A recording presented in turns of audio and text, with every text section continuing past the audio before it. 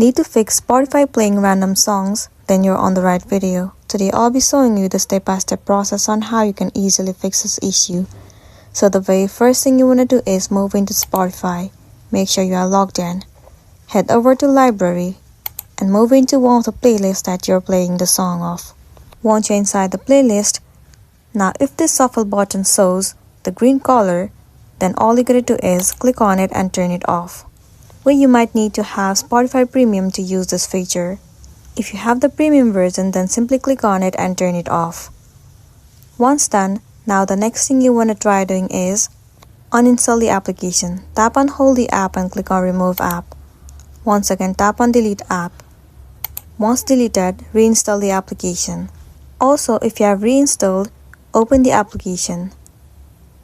Once you're in the space, move into Home. Click on your profile at the top left corner of the screen. Head over to Settings and Privacy. Click on Logout. Once again, tap on Logout.